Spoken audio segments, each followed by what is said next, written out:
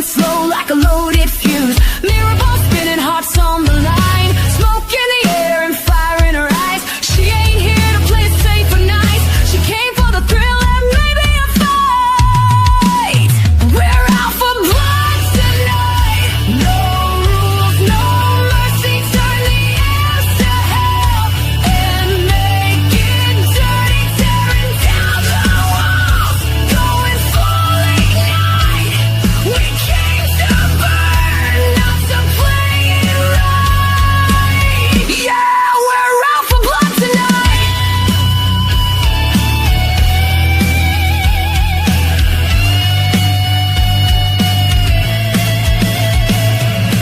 Shot glass shatters on the barroom floor.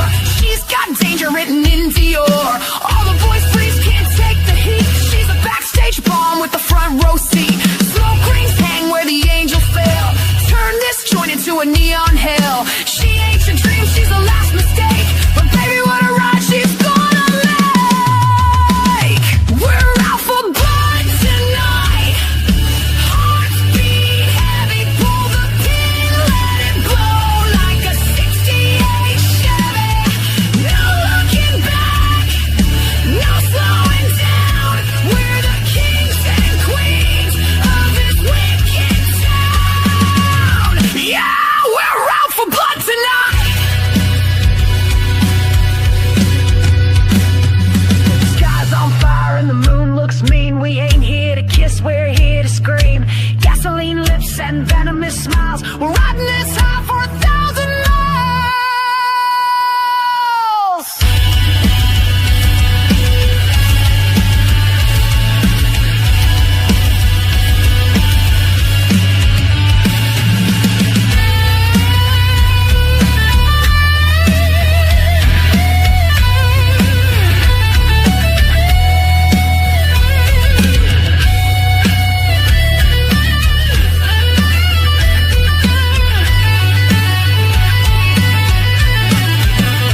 We're out for blood tonight.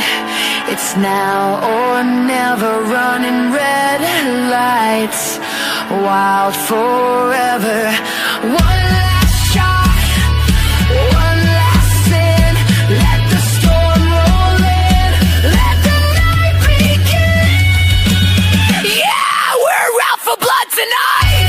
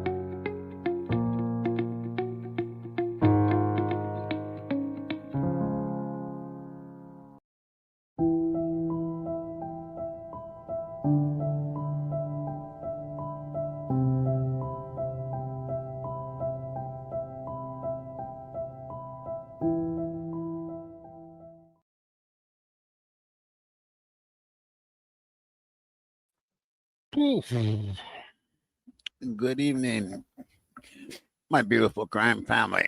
And sometimes we need to kind of look back and see what this case is really about, right? No matter how sad, no matter what, we have to look back at what it's about. Tonight, I'm hoping to hit on some truths, and that's because you know what? I think you've seen my last video. I am fucking fed up with the bullshit. So we might just get down to the nitty gritty tonight, the way it is, which I'll get into maybe in a little bit later here. I didn't have this plan tonight. I wasn't gonna do. I thought about doing a video. I started making one, and I said, I fucking hate making videos. So let's just go live, right? And anyway, so let's say hi to the crime family. The crime family. Bro, good to see you. Fox Reuter, good to see you. Sherry Irvin, good to see you. Mark and Betty, good to see you. MJ's Gold Pants, good to see you. Crime Spy, good to see you. Leo, good to see you. Carolyn Wood, good to see you. Sherry Irvin, good to see you. The musical Shrubs, good to see you. One, good to see you. Sam Panther, good to see you. Elizabeth, good to see you. Jody, good to see you. Woke Up, good to see you. Jackie Bushable, good to see you. Shelly, good to see you. Bonnie Shuck, good to see you, girl. Side Chick, good to see you. Shelly, good to see you. I'm probably repeating names. I'm not sure. Just going through what I see here. Bianca, good to see you, girl. Yeah, I know. Stuff does that to me too. Amy Conway, good to see you. Deborah Lynn, my girl, good to see you. And Joey, good to see you. It keeps going up.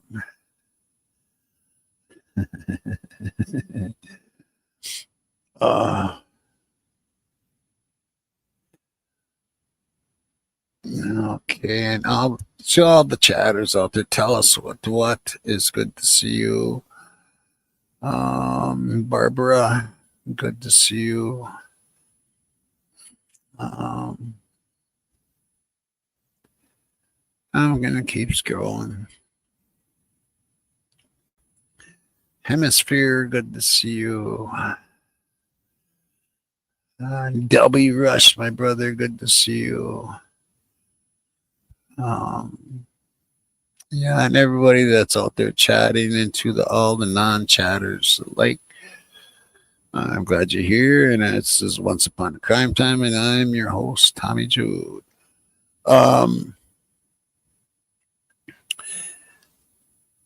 There was something in that video I just showed.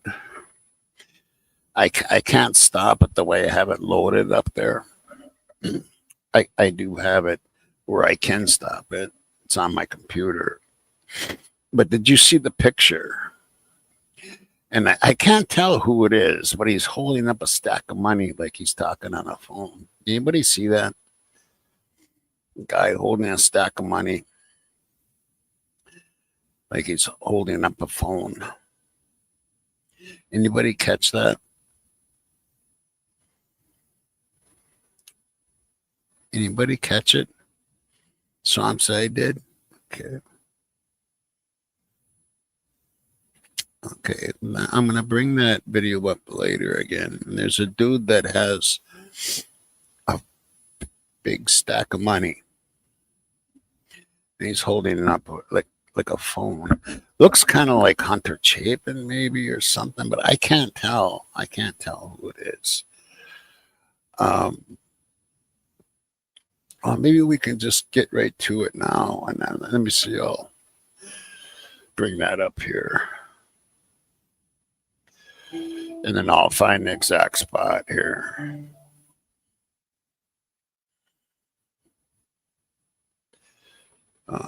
Just let me look for a second here and I'll find it.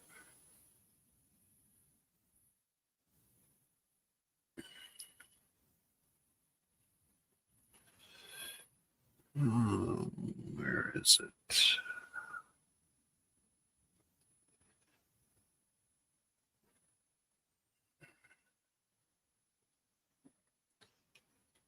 Oh, did I just go by it right there? It's such a, oops, dang it. It kind of goes by kind of fast. Okay, this guy here, who is this dude?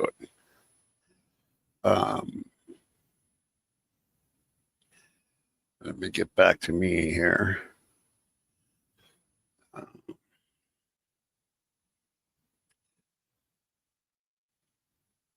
Which one is it?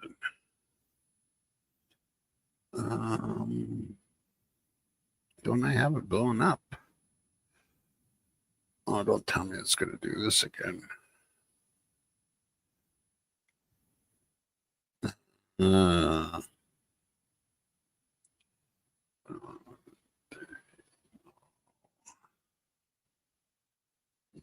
Nice. I'm not oh, well, this is it. But I don't, oh. Well, what are they making me do it? Do it twice? I don't understand this. Maybe I had to do it that way. No, let's, I gotta find it again here. At least I know more kind of where it's at. I think. I went too far.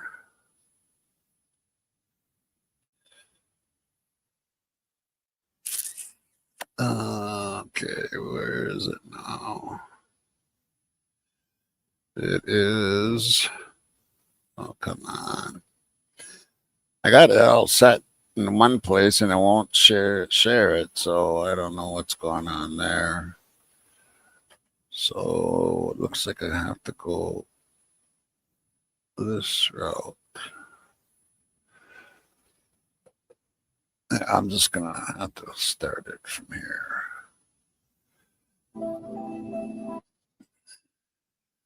But I'm just wondering who it is because I mean it's gonna fit into what I'm talking about today.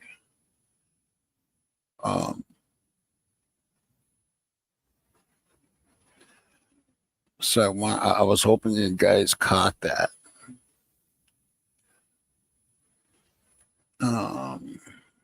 Come on, where is it? No, there it is. Oh my God!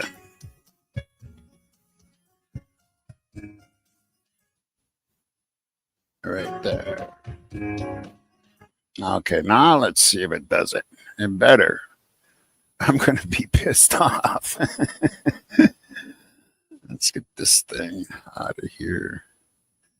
Stop sharing that. Okay, let's see if I can find this now. There we are. There it is. Okay, so back to where I am. This right here. Who is that guy? Who is that dude? Big stack of money. Who is that dude? Anybody know who that is? Anybody know who that is?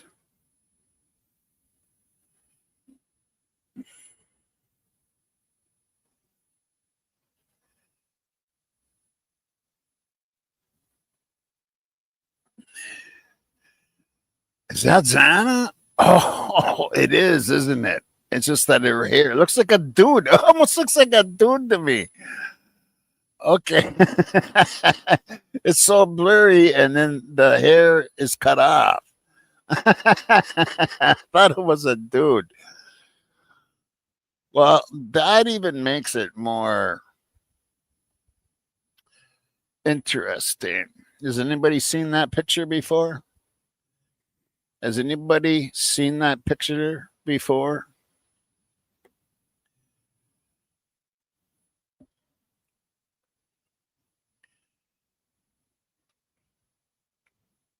You have, Donna? Mostly no's.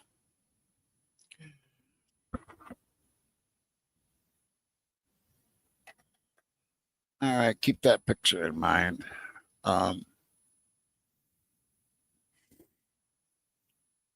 Like I said, we're going to be getting into some stuff today. But I'm not going to hit you with what I'm really going to be hitting with till the end of the show, I think.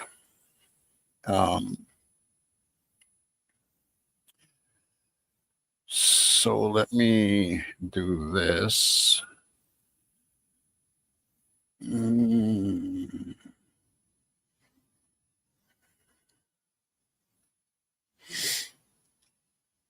wait for this stupid ad here. Okay, so I got that. I got to undo that. Okay, so this is from our friend Translucent, and I don't know if you've seen this. Let me close this other window. I don't know why it's even up. Okay.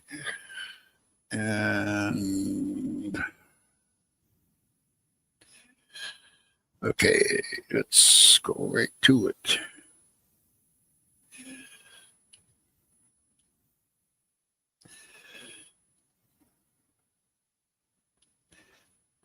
Back to me. Oh, yeah, right there.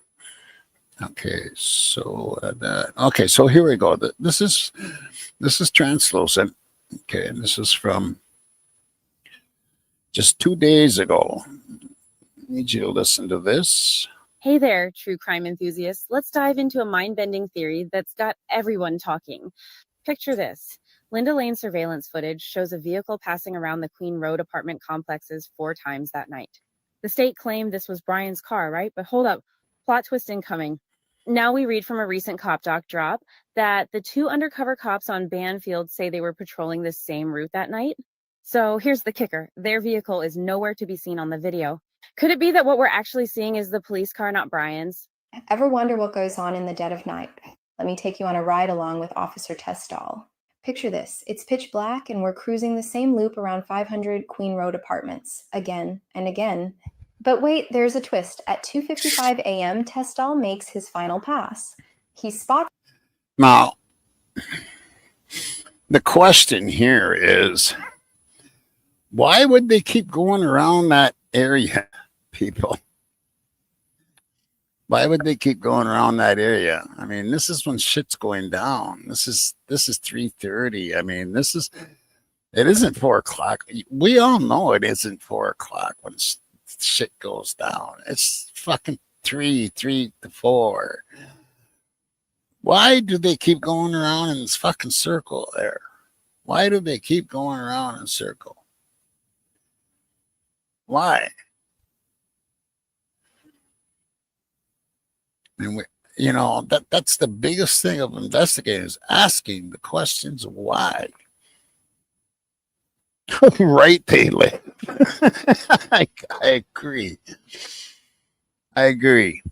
More than I ever have before. And we're going to get into that. There's some things I don't agree with her on this, but that's okay. I love translucent individuals outside of 1122, one of them being blonde. We think that is Maddie and Bethany, letting the dog out. According to his report, moments later, he's entering Banfield where he detains the 3 boys. The problem is, rewind a bit. At around 2:55 a.m., the Linda Lane footage doesn't show any vehicle making the loop. At 3:55 a.m., we see a vehicle, which they say is Brian. But what if the camera is 1 hour off? Now, that's where I have a problem, because I've proven, and I think you guys have seen, are the ones who are, here during those shows where I showed the bells going off at the same times at both Linda Lane and at Banfield. And then people tried to go to the 6:30 in the morning. Oh, it was lighter out. The sun was up before, it was an hour off. No. There's two things. There's sunrise and then there's dawn. And dawn, it gets light out.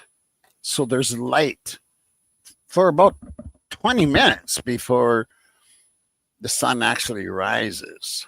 That's just like when the sun goes down and it's dusk, you still see that orange glow and you still see, but the sun is down. I think I've explained this before, so I don't believe that the clocks were off.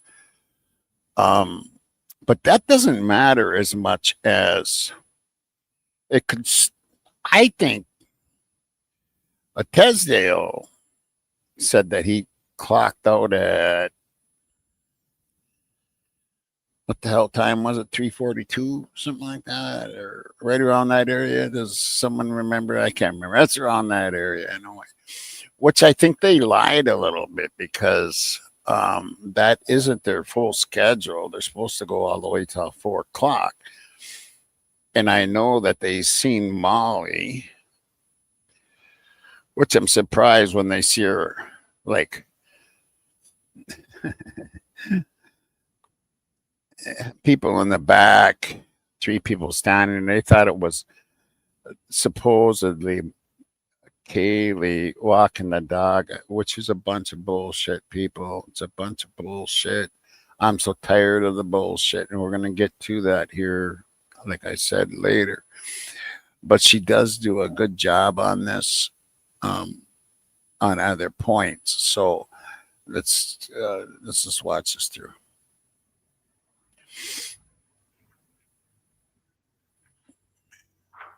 The camera installed at Linda Lane is a Rolink brand.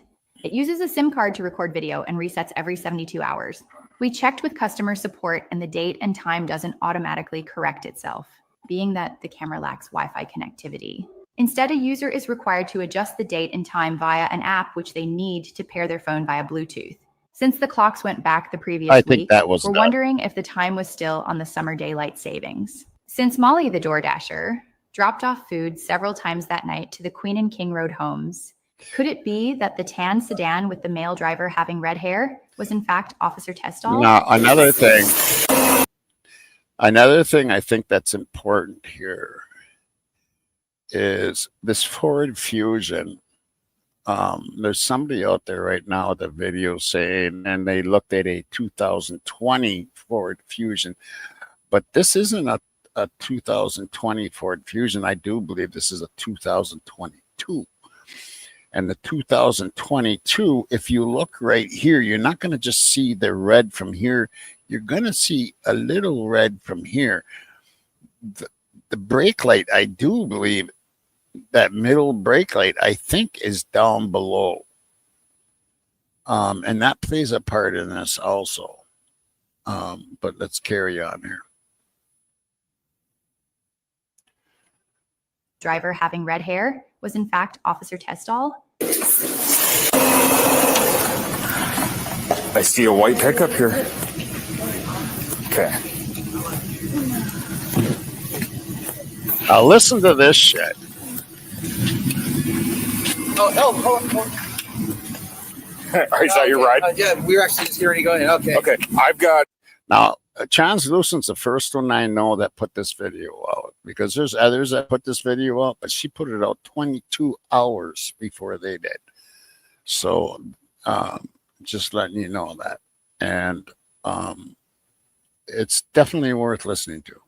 I need to print off something for her real quick. All right. And take me 2 seconds. Okay. So you guys can hang out. I just want to print you off a copy of the warrant, Molly. Is she allowed to have a cigarette? Absolutely, yeah. Here's a copy of the search warrant, okay? So here's what's going to happen is we send the blood off to get it tested, okay? She always has this, oh, poor me, look, doesn't she? Oh, poor me. Okay. It is taking about 18 months to get the test results back. Oh my God. That is unfucking believable. It doesn't take 18 fucking months to get a blood test back about alcohol. What the fuck? Statute of limitations on DUI is 2 years. So you do the math. Yeah. There's a chance that we don't get the blood back before statute of limitations runs out. Okay. But that's what we have to wait on is the blood results. When we get them back, depending on what's in your blood and the stuff like that, the prosecutor will probably request charges for DUI if there's controlled substances in your blood. Okay. They will send you information to your address on record with Department of Licensing. Okay. So just make sure that's up to date as you move or anything like that.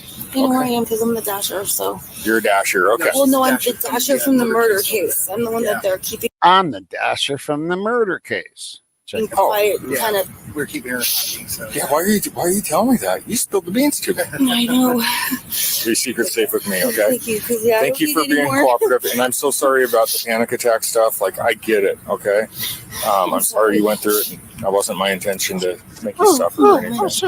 If you want to go find something, Justin Stringer, Sabres, and I hooked him for DUI, but then long story short, I ended up kicking him loose. But he's going to help us with some stuff. So it doesn't sound like she's supposed to be letting him drive it. He's slinging dope. He's Slinging dope. He's my Facebook girl. He was going to sell me meth and fentanyl. So I'll let him think. My guess is the dope's at home because she went to the store. Yeah. Just said ice cream and shit back. For some reason, he didn't want us to look in it, but I don't know. Maybe she has some fentanyl in there or something. So. Okay. Thanks so much. Yeah. Hell yeah. I did a search. Maybe she's got some fentanyl in there. Well,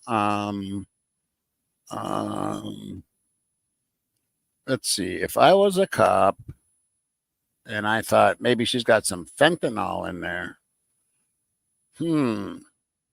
I wonder what I would do. What would you do? What would you do? Did you hear him say that? She might have some fentanyl in there. She didn't want me to look in there. I got to look and see what everybody. I don't have a producer here today, so I'm gonna look and see what everybody's saying here. Yeah, I know. She's always the victim. Every fucking time. She's always the victim. Yeah, something, Bonnie.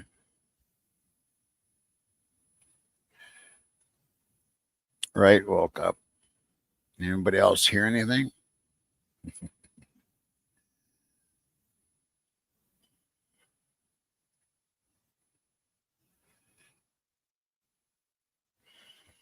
Yep. Exactly, Elizabeth.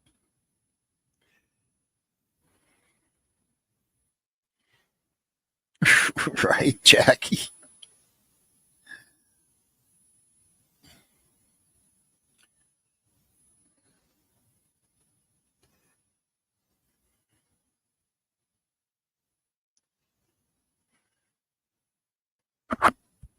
Well, thank you, Nicole Moody.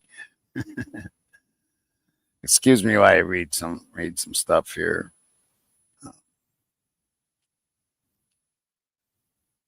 Okay.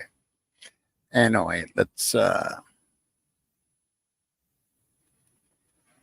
move it on.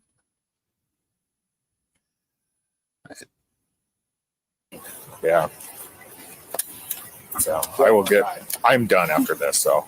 Oh boy, so Justin Stringer is their confidential informer, whom is also Molly's boss. She gets caught with stuff but doesn't get charged because she needs to falsify fake information that she apparently saw Brian Koberger at 11:22, and they openly admit on the body cam that she needs to be kept a secret from the defense. Welcome to Idaho, guys. Did you know that sugar and pink salt can make you forget? Welcome to Idaho, guys. Welcome to fucking Idaho.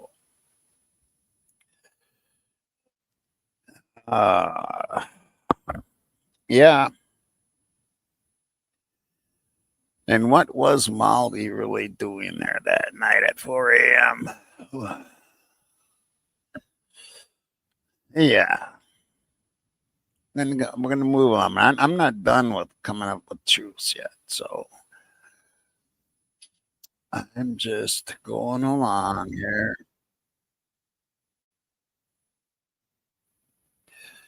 Okay, so this is our friend Mr. Manhattan, Mr. Ted. That we haven't watched him for a while. I'm going to do this quick one.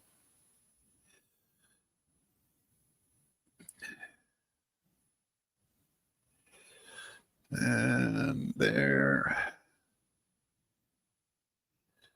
Here we go.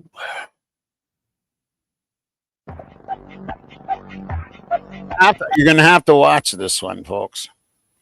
It was 4:10. You first noticed a guy.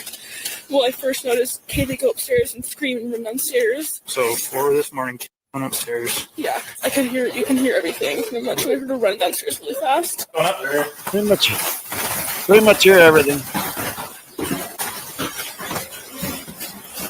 Which far in? Yes, to her room with Murphy the dog. Scream. I heard her scream and run as fast as you heard her scream. She said someone's here.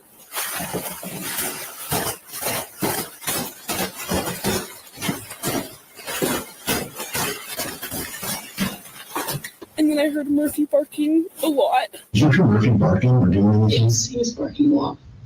Throughout the night, or? And I heard Kaylee go upstairs, he's barking a lot, and then I could tell that he was outside. I don't know how the police found him because he wasn't in the house. Okay. He was barking a lot, if there was someone there. Before everything happened. And when he was barking, when you first heard him barking after she was up there playing, did you hear him go outside, or did he start outside? Murphy was with Kaylee and they were dancing. They walked upstairs. He was still with her. And then when she got someone's here, he started barking in the house. Why did he? I believe the side door was open, and I think he went out that way because I could tell it. Why did he ask the question that way? I mean, it's almost like setting her up to be able to get an out from what she said before. I don't know if you get what I'm saying, but the sound of his barking was getting more distant. I have so many questions. So now we know it is alleged that a female victim ran up and down the stairs at around 4 a.m. with a dog, came back downstairs, screamed, "Someone's here." Murphy then let himself outside through the glass slider while he remained barking continuously while the attack continued inside.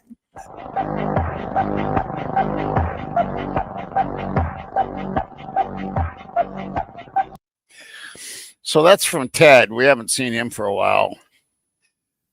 So I thought I'd share that. But I do have the whole thing here. Let me just find it. Here. So I think that somebody might have said something that. So I think that somebody might have. Okay, so let's see if I can. This is gonna share the way it. Whoops.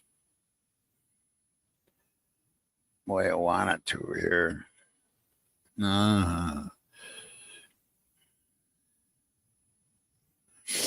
Okay, so.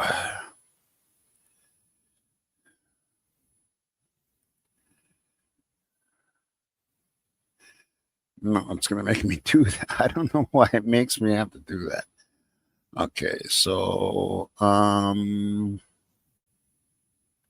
going to have to do it this way. So I think that somebody might have said something that I think maybe you it was. So I think that. Okay. There we go. So let's listen to what she has to say. Now, I'm going to tell you something, in my opinion, right now. And that is that interview. This was like the shortest interview I've ever seen in my life. Why weren't they asking her like lots of questions? I mean, we haven't really heard them ask, what took you so long to call in? We've never heard that really asked in an interview. Really, what took you so long to call in? And we've never heard them interrogated like, well, you say that you went to sleep, but you weren't sleeping because you were fucking texting. So how can you say that? How can you say that you were sleeping? You know, or is it LE that's making up this story?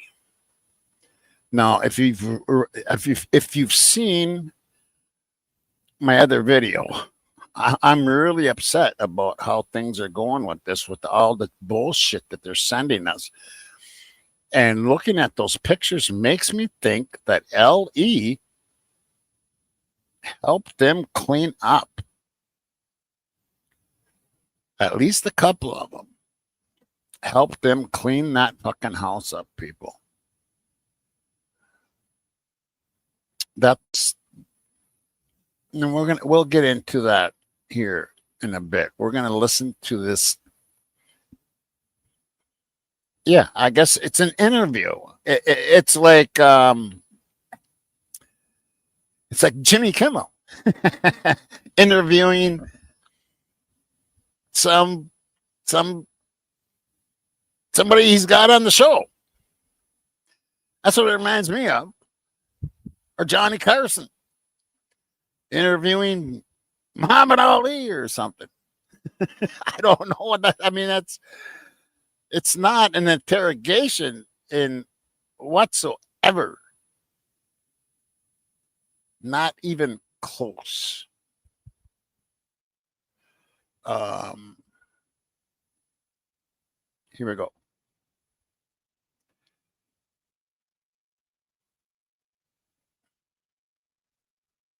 Somebody had said something that maybe it was. Did you have in the recent history have anybody that you thought might have been stalking you or that was just acting weird? No, but I mean, talking. You remember about a month ago? I think that one of our police officers that came. Okay, and I guess another question I'd want to ask. Why are you alive? Why are you and Bethany alive? Why do you think that they just took out those four and not you two? I guess that's the kind of questions I'd want to ask. But nothing's even asked like that. Nothing. I mean, this is the bullshit. This is the bullshit I'm talking about. It's just nothing but bullshit. Outside taking Murphy out, and she saw a shadow. Yep. Okay. And then when Kitty was at Winco, Zane was in the car. She noticed this guy was following her. She got what she's getting, put it in the car, and she could see in her mirror that the guy was behind her in the car. Okay. So obviously he was trying to follow her. And then that was about 2 or 3 weeks ago. And then about a week ago, our door is broken, but me, Maddie, and Beth behind the door is open. And obviously, yes, the door is broken, but that could also be something else as well. With the front door? Yeah. Okay. Did you ever find the back slider open or anything? Is that usually locked? What's the condition? I mean, we're pretty good at locking it. I Okay. don't think we locked it last night. But of course, I don't think we locked it last night. Front door. Yeah. I wonder why. I mean, only people that know us, random people would not know. But, Okay. yeah. Because he knew it. Yeah. Obviously, so it's not like she's going to move in with you guys, Yeah. possibly. Mm-mm. Okay. Did Kelly ever say anything, report that weirdness to anybody else other than you guys? No, because I mean, can't. There's no proof, can't really do anything about it, and people are just weird sometimes. We didn't, like, obviously we were scared a little bit. We didn't think much about it after that because there's something really weird after that. Did she see what kind of car it was he was driving? Okay. Where did Kaylee work?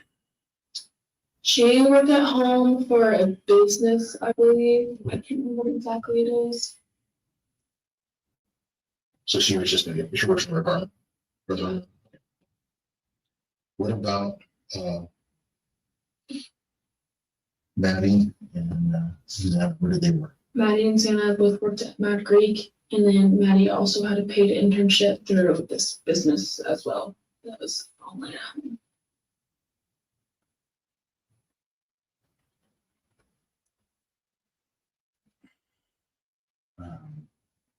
Who would know what that business is? I would have to figure that out. You might know. Okay. I can't remember what it's called. There's like, because they were business majors and through their majors, they were able to get these jobs. Okay.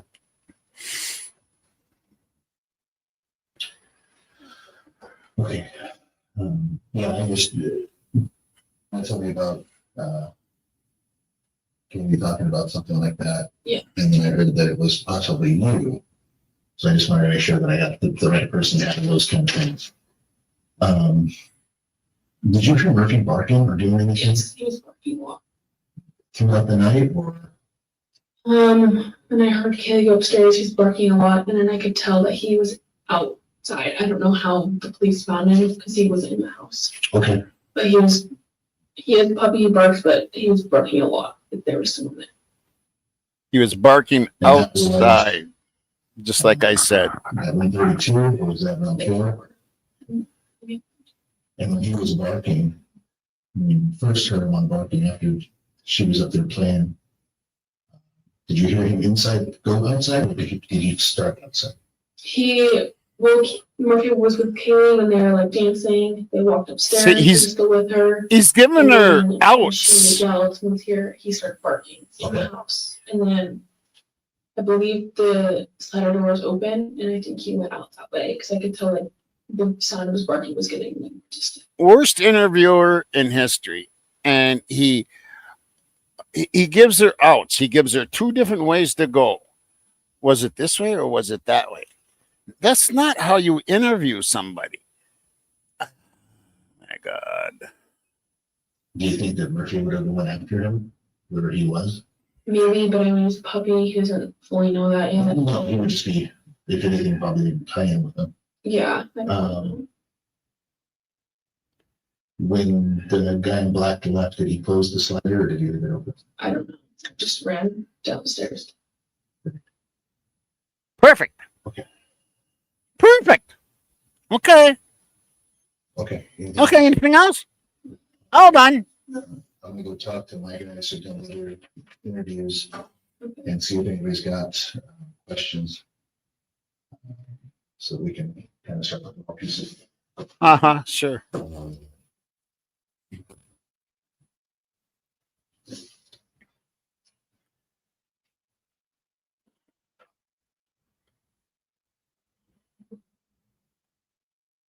And that's it, people. That's it. That was the big interview. That was the big interview.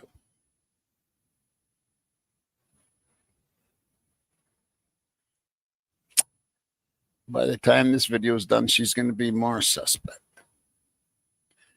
I can tell you that right now. I do want to play part of this before I get into the breakdown of what I'm trying to get into.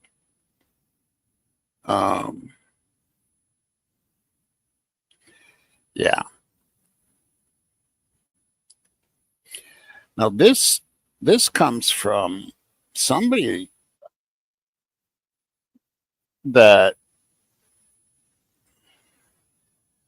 is very not that well known at all, but it is a very good video, and it's by Blood Trail. They only have 299 subscribers, and this was put out 3 months ago. and they only have 299 subscribers. So let's check this out. And this is called the Ghost Sheath, the Ghost Knife Sheath. Okay. So let's take a look at that.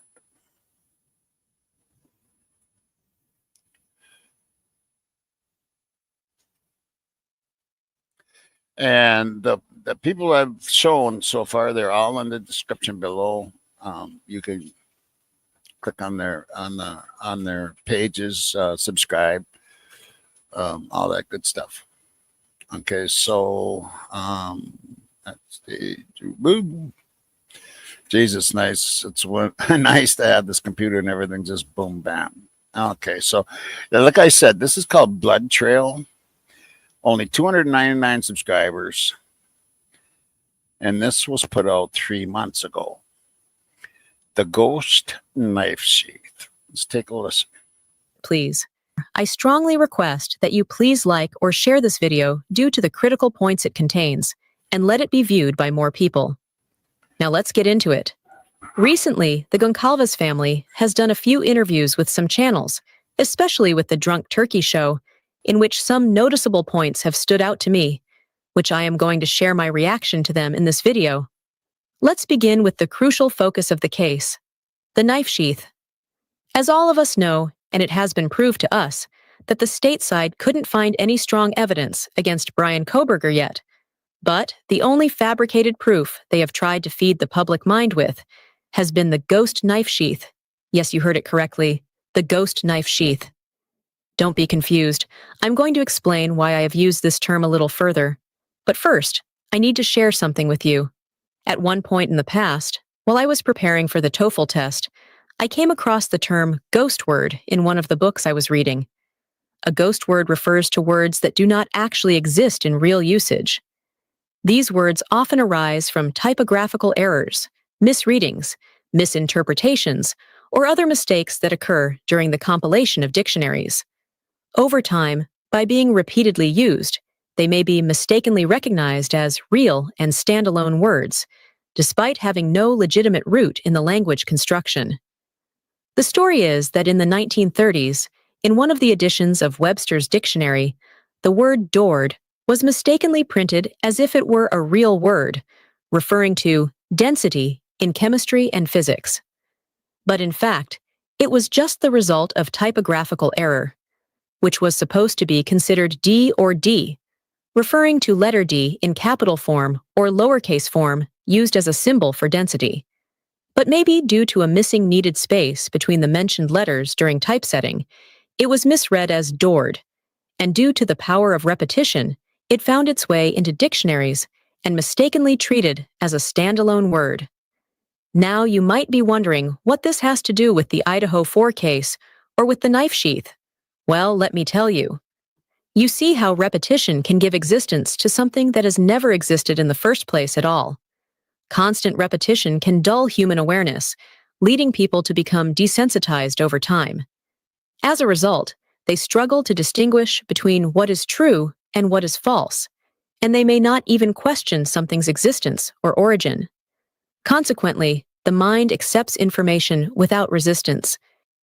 I think similarly, there hasn't been any physical knife sheath left at the murder scene in the first place, and this imaginary evidence has been the result of a dirty mind game by the prosecutors with the public at the beginning, which in continuation found the chance of being repeated by the mainstream media with no obstacle or interruption by the help of the gag order, and became fixated in public mind as an accepted evidence left at the crime scene in the end. In fact, the gag order created conditions in which one side, which was the prosecutors, was able to force-feed their fabricated version of reality into the public mind, while the public was prevented from investigating or challenging that narrative under the same excuse of the gag order. Therefore, in my speculation, the ghost knife sheath was non-existent evidence that the state side gave it an unreal existence and planted it in the public mind. In my opinion, the ghost knife sheath couldn't have been planted at the crime scene due to several reasons, which I will share with you my reasoning in continuation, And the only place it was possible to be planted was in the public imagination. This is why I use the term ghost knife sheath. Now, you might be curious about how I reached this conclusion, so let me break it down for you. As we know, the first time the MPD spoke about the knife sheath was in the PCA, and not the first days or weeks after the crime. Have you ever thought about the reason? This was while a public announcement was made about the white Elantra, or the traffic stop of Brian and his father on their way to Pennsylvania. And even Brian's arrest had all occurred before the public claim that a knife sheath had been discovered, a claim which, to me, was never based on actual evidence. Please pay attention to this part. We knew about the sheath before it ever came forward. We knew about the white car day one. Day one. Did you notice the point? Let me play it once more. We knew about the sheath before it ever came forward. We knew about the white car day one. Day one. He emphasized they knew about the white car day one. However, they learned about the knife sheath before it came out. But why? By the way, how long before it came out? Why wasn't he informed about the knife sheath at the same time he informed about the white Elantra? Wasn't the knife sheath an integral part of the crime scene? Its connection to the crime is far more direct than that of the white Elantra. Let's see just how long Steve Gonkalv's family had no idea about the ghost knife sheath. 5 weeks into that investigation, there's still limited answers for these families and the community of Moscow. KXLY's Jordan Smith joins us in the studio now with the latest on the investigation and more from the victims' families. Well, Kirsten, 16,000 tips, over 250 interviews, and still no murder weapon, no suspects, and no closure for these victims' families as the holidays approach. We're struggling. The past 5 weeks have been excruciating for Steve Gonsalves and his family. But we have a lot of people around us that are there for us and helping us and giving us some support. We'll make it through. We have to. Along with those of Ethan, Maddie, and Xana, all of whom preparing for their first winter holidays since their children were murdered back in November. Given the frustrations here in the timeline and 5 weeks without, a lot of public progress, right, at least that we're aware of. Steve, have you learned anything new that's given you new hope that they're making progress, or at least they're getting closer? I'm glad that they're reaching out and they're asking for the community to look for this car. I think I didn't think it was in that town anymore, so they can only work in that county. So sometimes you got to reach out. And Shannon, how about from your perspective, either the Moscow police or who you expressed your doubts about, or the FBI, in any communications as a lawyer representing the family, have you learned anything recently that gives you confidence that there's been some progress? Well, I think Steve and I both, the family, feel like the community is going to solve this crime. And I think the more that they ask the community to help and reach out to them, I think the better the investigation will move forward. And that's why some of our questions in the past have been not reaching out to the community, I think, soon enough. So hopefully moving forward, they'll be able to get the resources that they need and move forward and solve this crime. So, Steve, finally, do you believe they will find your daughter's killer? Yes, I have to. I couldn't sleep if I thought. I'm trying to do everything in my power to help them, and we're trying to collaborate with them. As it is apparent, still after 5 weeks, the family didn't know about the ghost knife sheath. Otherwise, if they were aware of it, then why should they ask the public for help? The most important evidence, as they claim, has been the ghost knife sheath, which the state manipulatively managed to play a mind game with the public by creating a vicious circle with several items that, on one side, the ghost knife sheath reinforces the other items.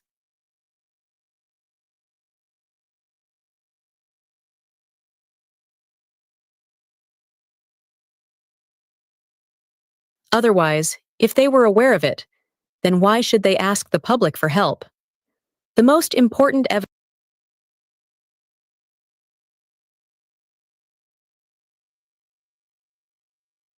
So, the knife sheath, let's just look at stuff here. Knife sheath was introduced on the PCA on January 5th. January 5th. That's 53 days after the red rum. Think about that for a minute. Think about that for a minute. The knife sheath wasn't even introduced until the PCA came out on January 5th. 53 days after the red rums and after Brian Kohlberger's arrest, which was only 47 days. So you have 47 days, and then all of a sudden there was a knife sheath there.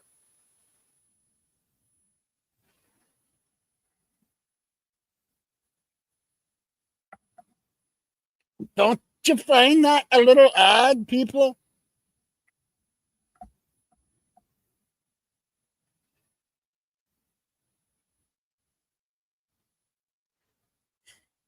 I mean, that blows me away. To me, that looks like corruption to the hilt.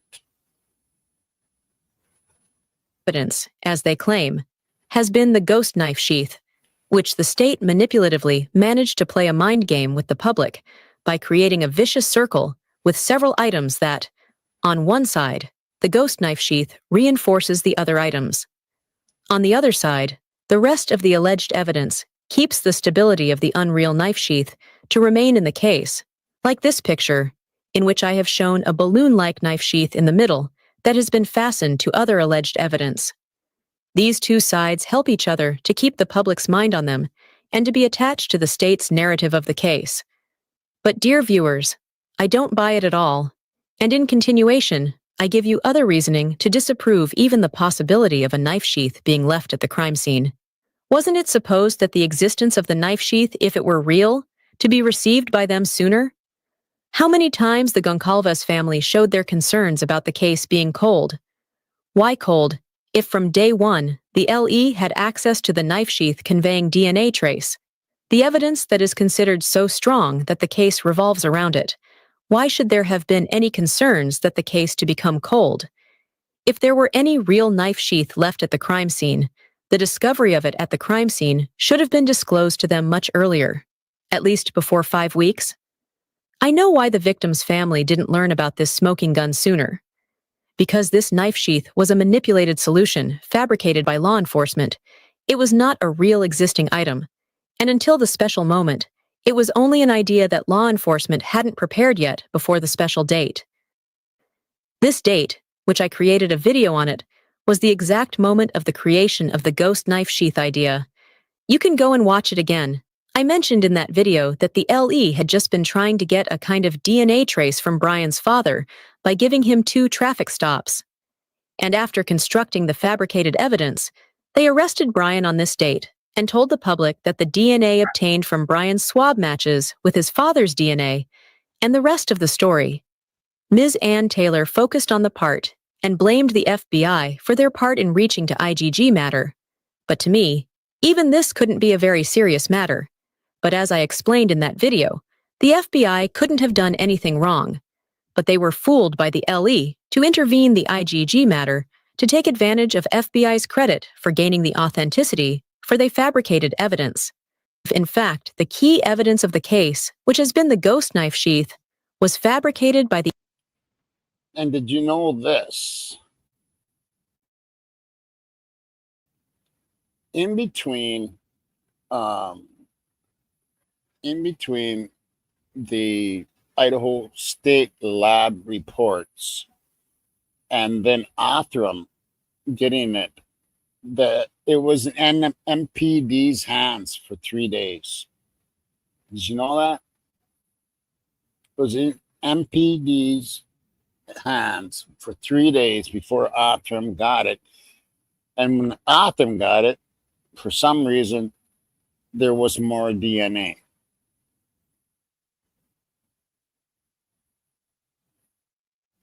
The MPD itself, after 32 days from the incident happened, then it was handed over to the FBI, which ultimately ended up in the officially acceptance of a fabricated evidence as a real one. This way, they could also divert the FBI from the heart of the matter, because the full intervention of the FBI could have the risk of their manipulation being revealed to them. Even in the motion by the defense, the issue of IgG was portrayed as even more sensitive and controversial than the DNA evidence itself, because Ms. Ann Taylor believed the knife sheath, like everyone else. But to me, even the violation of Brian's rights by the FBI, as Ms. Taylor focused on it, couldn't be issue of importance compared to the fabricated DNA trace on a knife sheath. The root of the manipulation is the ghost knife sheath itself, and the IgG is just the branch. Another reason that makes me convinced that there couldn't have been any real knife sheath left at the murder scene, but only in words and as an idea, the knife sheath has been planted in the public's mind, is that who in the world, other than Brett Payne, or maybe a couple of MPD officers, claimed they saw a knife sheath at the murder scene? They couldn't even give an exact report on the precise position of the knife sheath. Their claim about the knife sheath situation was only enough to convince the public that it couldn't be seen at first sight because it had been underneath of Maddie's body, which is normal. Had they claimed it had been immediately noticeable, it would have raised the question, if it was that visible, wouldn't the killer have seen it and taken it before fleeing? Therefore, they had no choice other than claiming that it had been underneath of Maddie. But could it be possible it had been left under Maddie? Let's see. Let's consider the murder scene according to Steve's explanation. That at least two of the victims, it's hard for me to talk about, but they basically drowned it on their stab wounds. So the blood wasn't like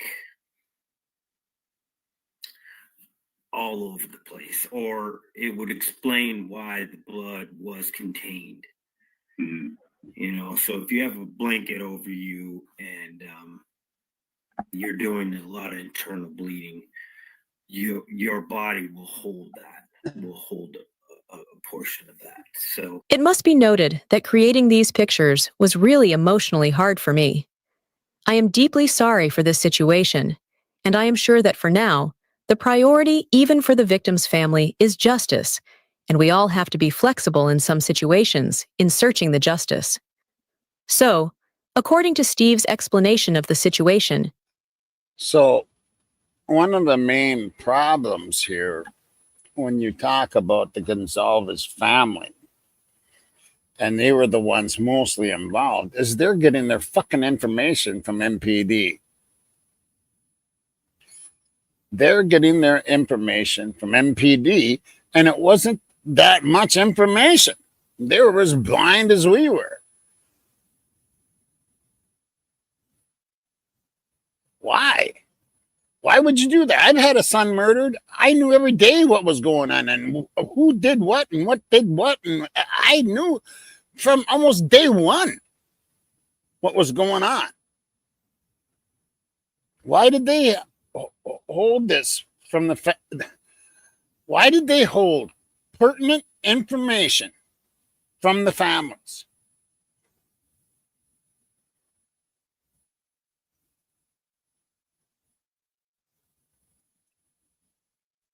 this scene has formed in my mind, and according to this scene, it wouldn't be possible for any item like the knife sheath to be left under Maddie's body because, 1. As he said, the blanket had covered her body, which was the reason the red fluid was contained and wasn't splashed around. So if the blanket was covering her body, how could the knife sheath have ended up under her body? 2. It has been brought up that the DNA of 3 different males was found under Maddie's nail, but they ignore them under the excuse that Maddie didn't struggle, so they couldn't be the killer's DNA. Now the question is, if Maddie didn't struggle during the incident and remained without movement, then how is it possible that the knife sheath ended up underneath her? And if she had struggled, then why have the 3 male DNAs been ignored? Let's go to the next part. Could it be possibly that it's because it was fucking 3 law enforcement officers' DNA Could it be possible that it was law enforcement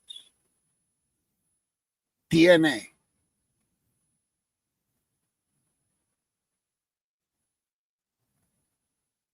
You know, there was a time not too long ago where Ann Taylor was talking in one of her hearings, and they were mentioning that there wasn't any DNA of the victims inside his vehicle, but they mentioned something about being sprayed all over the place.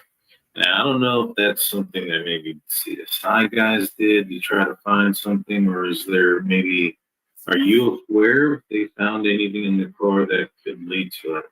I'm glad you bring this up because nobody talks about this part. So don't believe me. Go do your own search. Go research. Go to a paid version of AI. There's some AIs that have legal descriptions and libraries. Go look it up. 6 weeks in a car, that DNA is gone. Even if you leave it there, it's going to be contaminated. It's going to degrade. So they were like, don't be surprised if we don't find anything in there because it's sitting in outdoor weather where it's going below freezing to up to 70 degrees. They literally looked at all the temperatures. They have pulled cars that have sat in water for years and pulled DNA. So that's just a bunch of crap. I mean, it can contaminate a lot of it, but they can pull DNA. He's wrong. Every single day that vehicle was outside, it wasn't garaged. So it's sitting in the baking sun, then going as cold as it possibly did. I think the coldest was something like 20-some degrees, and then the hottest it got was like 60-some degrees. But inside a car, you amplify that right on up. So yeah, this individual clean, they sprayed with something, but even if they left something there, six weeks inside of a car, it wasn't going to come back. It wasn't. At least that's how it was described to me. This stuff's not going to come back. Or don't be surprised. I wonder who described it to him. They would have been very surprised if they found something that was... Really, Mr. Goncalves? Then why were there some individuals from the FBI, whether retired or not, who went above and beyond to convince the public that Brian had cleaned his car? Apparently, they haven't been knowledgeable enough to come and speak about the matter. Also, this fact indicates that the claimed DNA trace on the ghost knife sheath wouldn't have been touch DNA or fingerprints, but it must have been in the form of skin flakes that every person could have on their clothes. Therefore, since there hadn't been any information on the knife sheath before Brian's arrest, this fact, in my opinion of course, is a double confirmation that they must have taken a sample of Brian's father's DNA, like skin flakes or a strand of hair, at this moment. And they must have attached it to a knife sheath and given it to the FBI as a sample to study it, and pretended they had found it at the murder scene. And by asking the FBI to find out about the IgG, they could manage to convince the public mind, and also the FBI, that the evidence had been found at the scene. And as I explained earlier, they took advantage of the title of the FBI for its credit. And also by doing this, they managed to avoid the possibility of having their own actions scrutinized by the FBI. Listen to another part. Does a little blow and hangs out and is a little misfit and nobody likes them. And there's all these really popular people out there and they have it coming to them, man, because they never really understood how special they were. And I think it's more of a reflection of them than it is the case, because the case is so strong that I thought when that Amazon order went to his door and he's deleting his history and his own family is like, what the heck is going on with our brother? Our brother's like losing his mind. That they would jump ship and some did, but there's still people just can overlook, no alibi. The murder weapon's in his house, in his possession. He doesn't have it anymore. He doesn't have any of the items associated. Yeah. Are you serious, Mr. Goncalves? Is this your reasoning for him or anybody being qualified to be a killer? Let me tell you what I think in this regard, Mr. Goncalves. If someday I become aware that some men in power are deliberately trying to paint an image of a killer according to what belongs to me, of course, I would try to do something, especially when I notice that chain of signs that they are gathering them to feed the public mind couldn't have been this coincidental, and I must have been the target of something vague, especially when I don't have anything to that horrible crime, and I became confused of whom I am target of. I would do something to not let them to sacrifice me, while there is no need for me to flee because of being innocent. Also, about the reaction you described about his sister, I should say, definitely, during this vicious effort to put me into trouble, there must have been some movements against me that may have stunned my family, because these behaviors are out of my character and are not mine. Maybe you ask who can and would do some suspicious things to put me in trouble. So, let's see this part. You get your answer. It was kind of confusing at the very beginning, and I'm sure it was confusing for the investigators, because I went in there one day with my family, and we were like, what happened to the LinkedIn? Why were you guys into our account? Why did you remove it? And they looked at us like we were from another planet. Eyes bulge, and we could tell they were being completely honest. They were like, we have no idea what you're talking about. Well, we later on figured out and investigated and found out that it was the FBI. So, in my opinion, the possibility of the K-bar knife sheath being left at the crime scene is zero. If I were supposed to defend Brian in this case, the very first thing I would do before doing anything would have been to study the reality of the knife sheath that the MPD claimed had been found at the crime scene. Another factor that has recently intensified my doubt about the ghost knife sheath is the scattered discussion on social media regarding the possible restriction of crime scene images during the main trial. You may wonder why. This subject could be a fine and subtle confirmation of the non-existence of the knife sheath. It means, as I believe, there wouldn't have been any knife sheath at the murder scene. Therefore, there can't be any genuine image of it logically. So, this gives me the signal that the idea of not letting all the murderer's photos be exhibited at court, under the excuse of being too heinous or disturbing, might be a tactic by the state to subtly evade the obligation to present a real photo of the knife sheath at the scene, because they don't have any. In my view, the image of the knife sheath at the crime scene, provided that it is genuine and not AI-generated or digitally manipulated, holds a critical importance. It should be considered the most important photo of the incident and shouldn't be underestimated. This sheath is essentially the foundation of the entire case. What sets my perspective apart from most others is that the majority seem to have taken the claim as granted. Even the defense team appears to be focusing on challenging the ripple effects it caused. However, I believe the DNA trace is more important than the IgG, and the knife sheath is more important than the DNA trace. Or better to say, the most crucial evidence that should be taken under challenge by the defense team is neither the IgG nor the DNA trace, but it is the ghost knife sheath itself. In fact, none of the alleged pieces of evidence can have the power or justification to be used for accusing Brian of murder by the state without the ghost knife sheath. Although my opinion about the unreal knife sheath evidence may sound odd or hard to believe to many, I strongly believe it. Well, that was my video for today.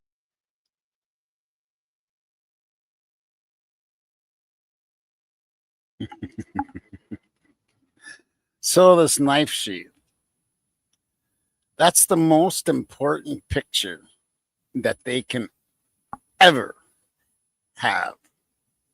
And we're never going to see it. You know why? there was never one taken. Think about it. They used the IgG as a distraction.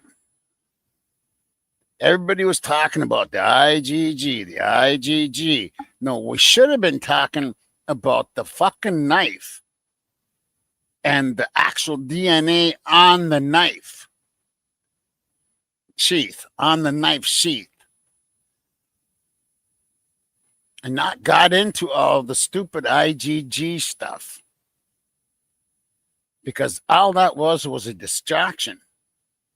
To me, both the prosecution and the defense.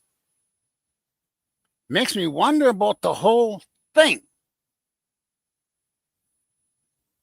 Now, we're going to start getting into some stuff.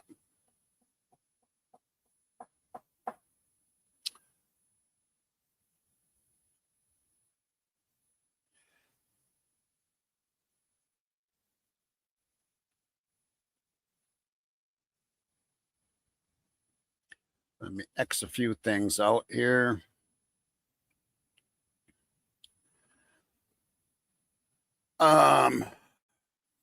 Okay, let me do something here.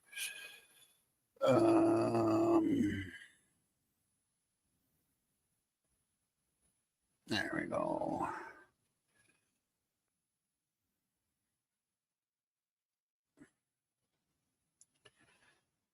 Okay. I'm just going to start getting into it. That's what I need to do. And this is going to, I don't know what people are going to think of this. Okay. Because after Sue was on, it really made my head spin. And again, I want to thank her for coming on to the program. She was totally awesome. If you guys missed that that show, I definitely recommend you go look it up under my channel.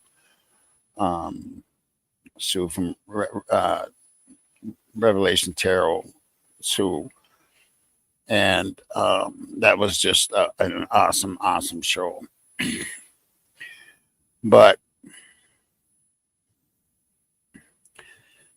what I want to say, a lot of stuff will fit. Okay, I'm just going to tell you the way. Okay.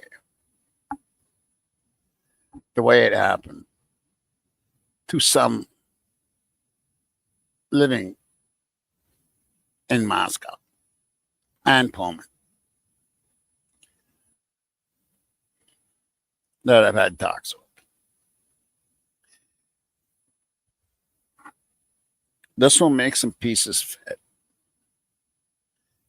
Quinn Kelly, we'll just call him QK.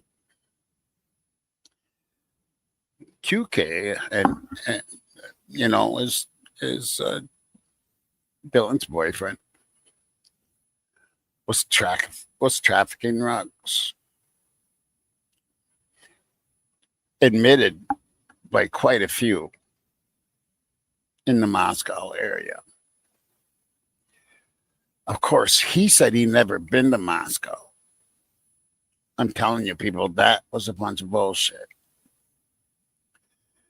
And he was distributing this stuff from Boise.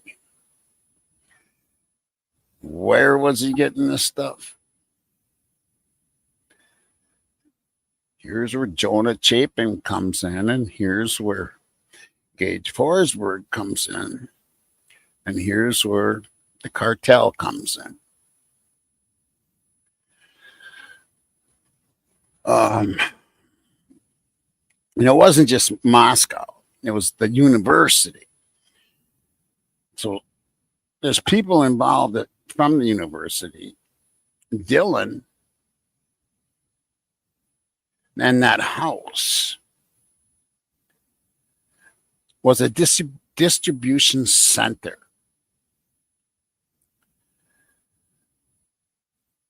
And that's what the leaks are indicating. It was a massive rug house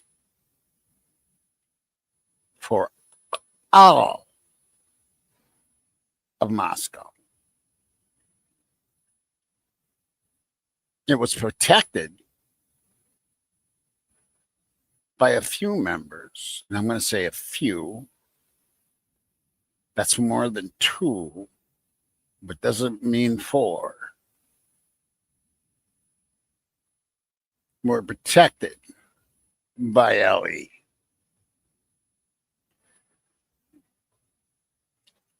QK lived primarily in Boise. Now, Mr. Kohlberger, if you had looked at him during some of these self-portraits and stuff, he had lost a lot of weight, people. Was he back into, did he get back into stuff now that he was away from home? Was that why he was seen 23 times or whatever in the area? Just asking the questions.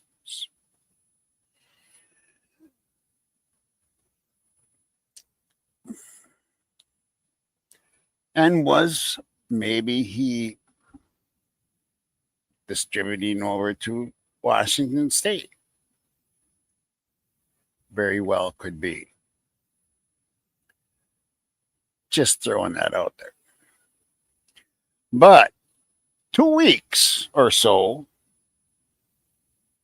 before the Red Rums, Dylan and Maddie had a huge fight.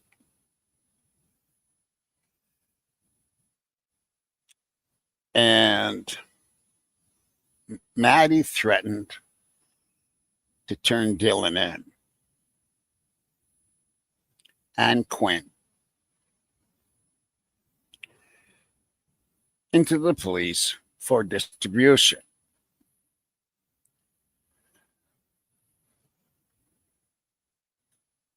Maddie began talking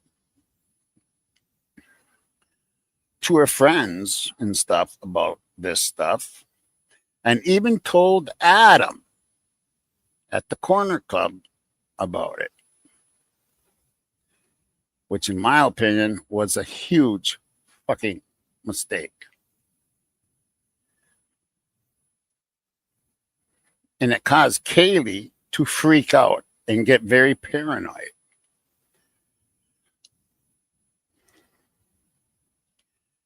And that's why Mr. Showalter said they're going to get you girls for this.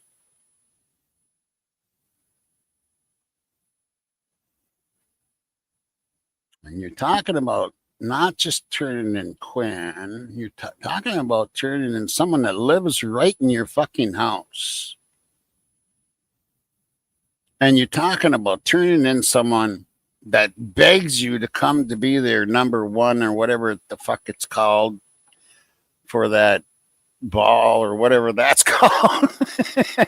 You know what I'm talking about. But on the way to the grub chuck, he does say that.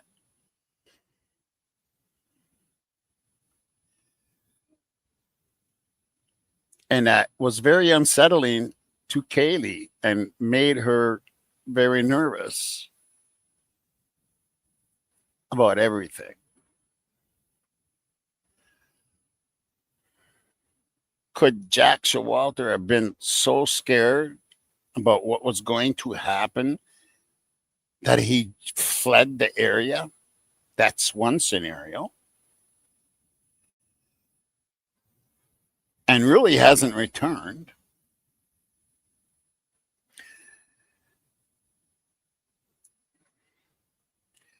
Dylan and Quinn had conspired to red rum the roommates that night.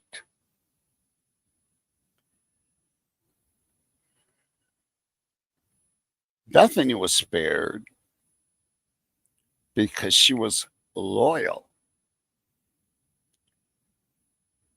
She was loyal to and best friends with Dylan.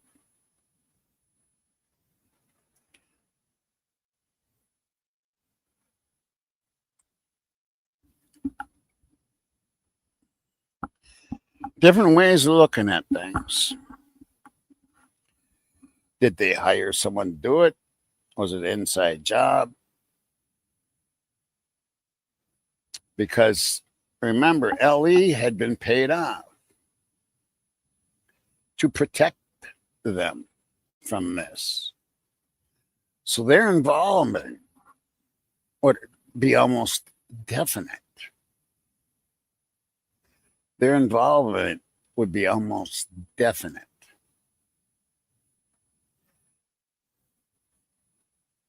Is it that they're covering up? Not for everything that we've thought of before, but because LE committed the red rums.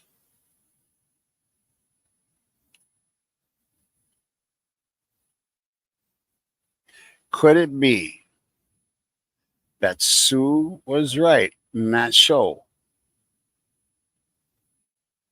on that reading, that she was so surprised that Kaylee came back and said, a law enforcement officer is the one that did me?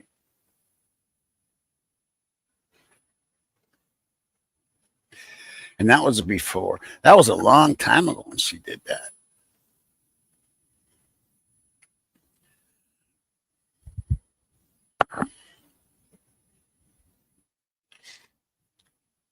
Was Kohlberger called to clean up? Possibly. Because he had just applied in Washington to become a cop, and I'm sure Moscow probably knew him too. The cops know each other. They talk amongst each other. Trust me, they do. I know police officers very well. My brother was one. My brother-in-law was a sheriff of Washington County, which is where Stillwater Prison is in Minnesota, down by the cities. For 16 years, he was a sheriff down there. And just from my experiences growing up, I know they talk to each other a lot. And I even had a chief of police as a landlord one time. So I know how police are. And I respect them. I do. But all it takes is 1, 2, 3 to have a rotten apple.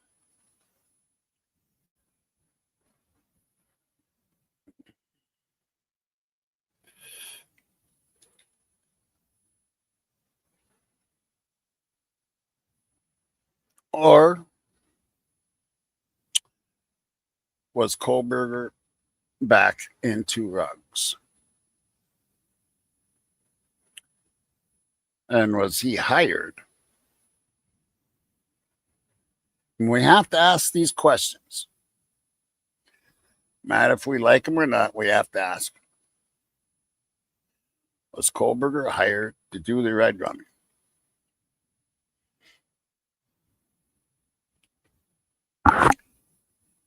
Could have been. There is rumors that he was known as a hardcore drug abuser in that area. Believe it or not, he was. And being a criminal law expert, I'm sure he would know or think that he could get away with it. But all aside, in my opinion, law enforcement, the ones that were taking money Because I'll tell you what, if Kelly goes down and Dylan go down, what's the first thing that's going to be out of their fucking mouth? They're gonna rat on the LE. They're gonna rat on the LE. So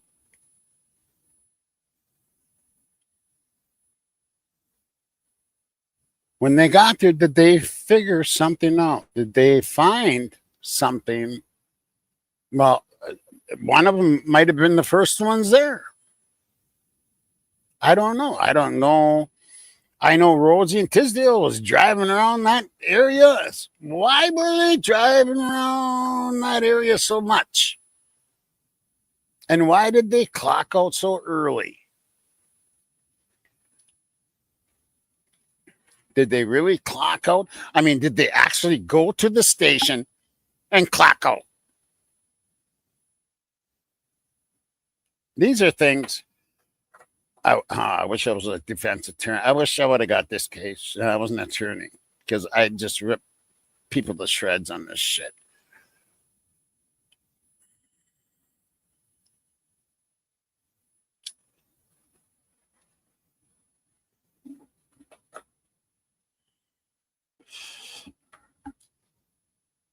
So who was it who called 911? Was it Dylan or was it Bethany?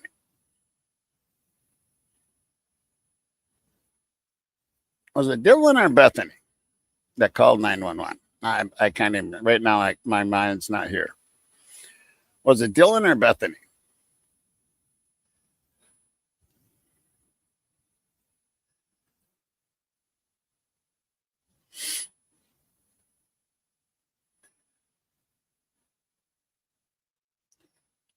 Let's see what you guys are saying. Bethany.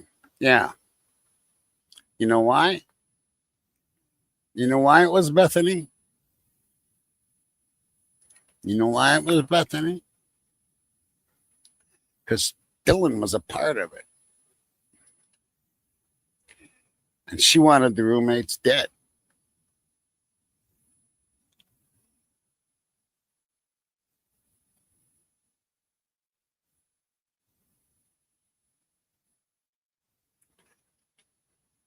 Roommates had evidence to put her behind bars. Maddie could not stand Dylan. Let me say that again. Maddie could not stand Dylan. Any adjustments to the crime scene was done by Dylan. But now I'm wondering,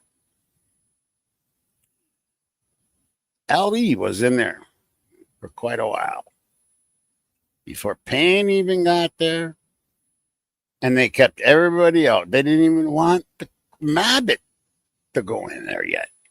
What were they doing all that time? Were they helping clean up because they knew police officers were involved?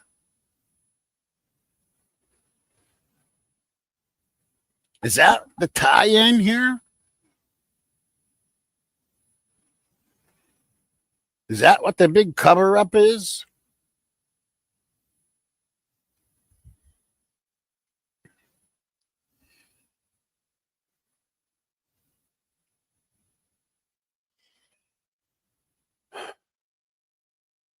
Do you remember hearing about the black truck? The black truck that was parked out in front at 2 a.m. Quinn Kelly's truck. Do you remember hearing about that? Do you remember hearing about that? That black truck?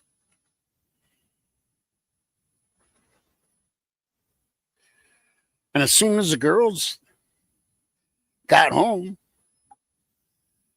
there was screaming and hollering. There was shit going on. And I can't believe that. I don't know where what's her name? Olivia said, "Oh, we seen them go inside the house. We seen them go." No, you didn't. And that's, I see the video myself with my two eyes. No, they didn't. Because we can hear the arguing going on as soon as they get out of the car. And who was there? A black truck. Quinn Kelly's truck.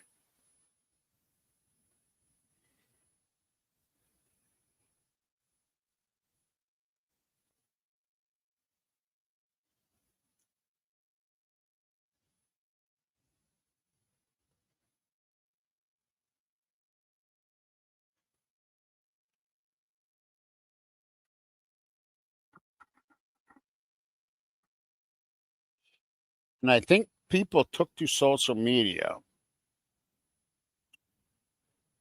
to, certain people did, to keep people distracted and off the mark.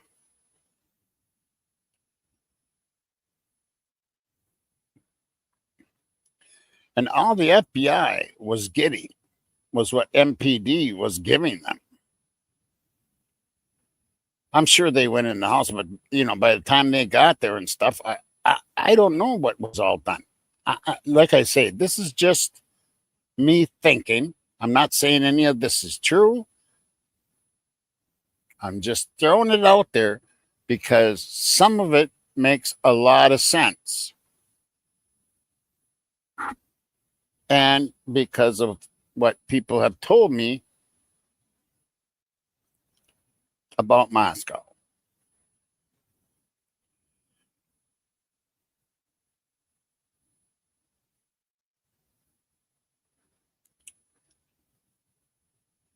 Now, some people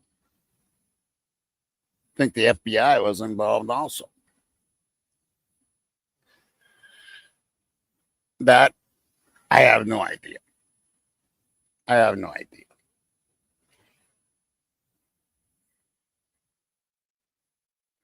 Yeah, and yeah, exactly, Deborah. And that's another thing that gets to me too. That's another thing that gets to me. Why is it that it was the Gonzalez family that always did the speaking and all the other families just kind of shut up? They just kind of shut up. And why is it that we never really heard from the Mortensen family or the Funk family? Geez, if my kid was left alive out of 4 red rums, and I was the father of a children that survived, I'd want to talk. I'd want to talk and say how sorry I felt and how bad I felt, and but there's been no explanation whatsoever why those two were left alive.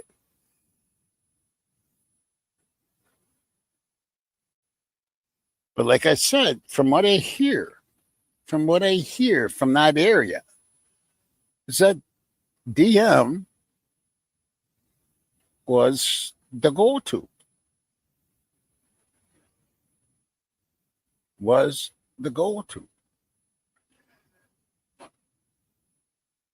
Zana mixed in? Possibly. After seeing her with that big stack of money, holding it like this.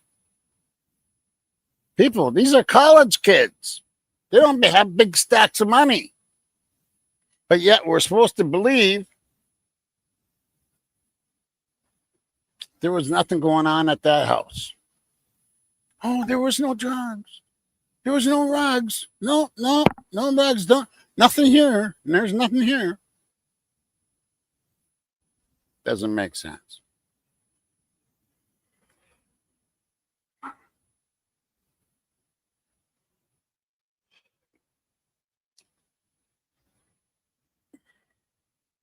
And Lily says, I thought so. I heard things were being stolen from the house. And yeah, there could have been some rugs stolen too. Yeah, could have been. But 2 weeks prior, Maddie and Dylan got into it very, very heavily, and it was over the rugs. And, you know, it makes me think of the whole, maybe DM got Xana involved also. And Ethan just following along because he loved Xana.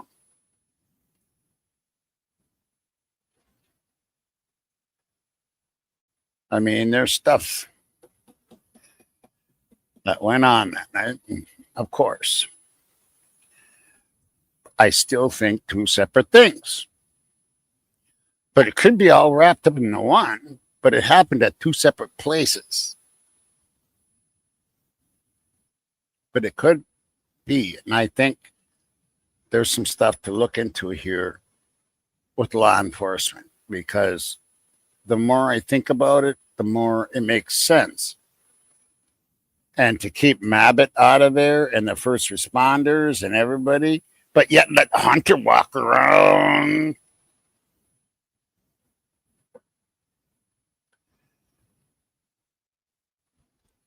Doesn't make sense. Nothing does in this case.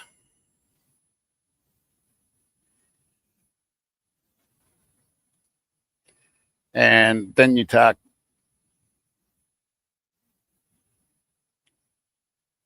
money, I think, was coming in. I do believe there was someone there, at least one, into OnlyFans. And that picture I showed on the last video, I think it was, of the printer credit card reader.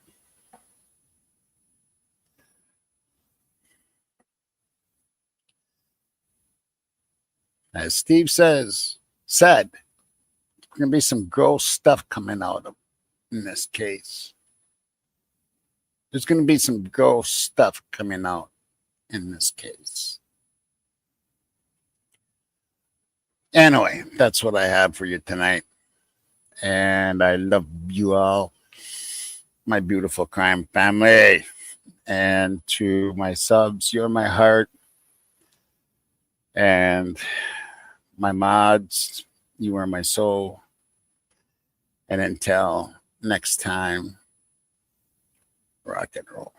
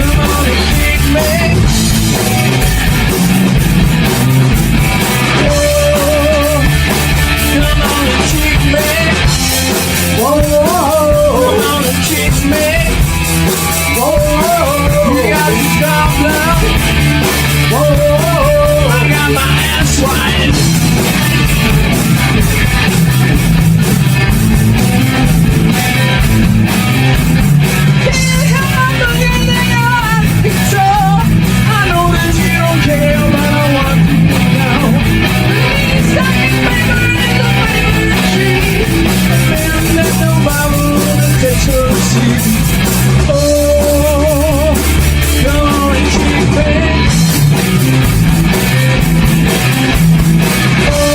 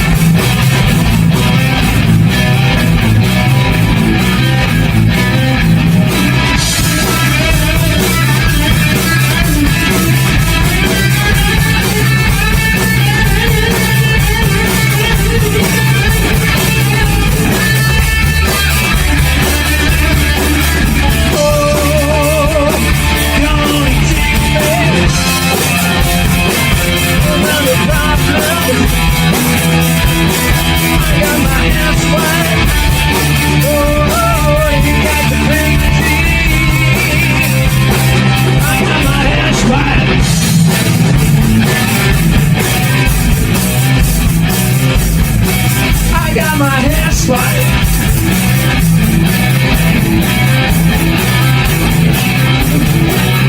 got my ass spotted.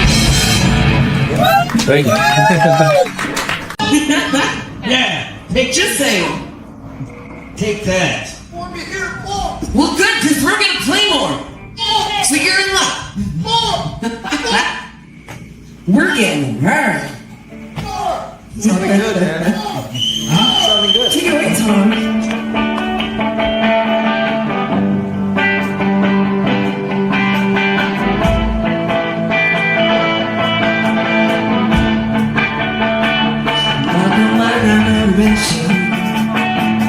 We're all playing the same game.